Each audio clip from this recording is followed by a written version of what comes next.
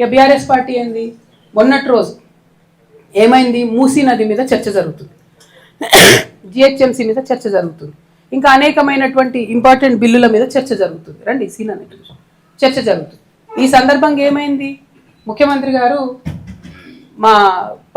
నేను గతంలో ఉన్న పార్టీలో ఒక గుంటనక్క గారు ఉంటారు, వారిని మీరందరూ హరీష్ రావు గారిని పిలుచుకుంటారు.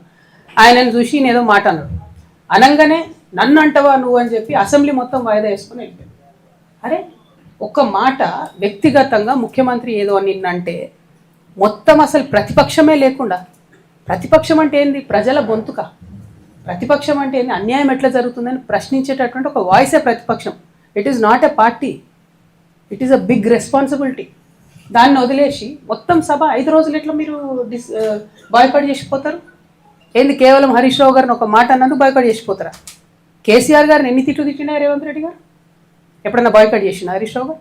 మొన్న ఈ గుంటనక్కకు డిప్యూటీ ఫ్లోర్ లీడర్ ఇవ్వగానే నేను చెప్పిన, బీఆర్ఎస్ పార్టీని ఎవరు కూడా కాపాడలేరు అసెంబ్లీకి రాకపోతే అని. ఏం చేసిరు నిన్న? పోనీ జనరల్గా నేను కూడా పార్లమెంట్లో పనిచేసిన కదా, నేను కూడా ఎమ్మెల్సీగా పనిచేసిన కదా, ఒక ఏదన్నా అంశం మీద మనకు అభ్యంతరం ఉంటే, అప్పుడు చర్చ ఒక అంశం మీద జరుగుతుంటే ఆ అంశం మీద వాకౌట్ చేయొచ్చు, మళ్ళీ రావాలా, నెక్స్ట్ అంశం మాట్లాడాలి. ఎందుకంటే నెక్స్ట్ అంశం కూడా ప్రజలకు ఇంపార్టెంట్ ఉంటుంది. నిన్న మూసీ ఇష్యూ టైంలో డిస్ప్యూట్ అయింది.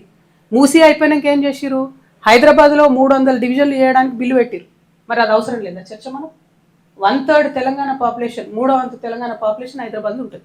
వాళ్ళకి సంబంధించి అంత పెద్ద నిర్ణయం జరిగితే ఎక్కడుంది ప్రతిపక్షం వాయిస్? లేదు. ఎందుకంటే హరీష్ రావు గారిని ఆయన ఏదో అన్నాడు కాబట్టి ముఖ్యమంత్రి గారు వీళ్ళు పార్టీకి వాకౌట్ చేసిపోతారు.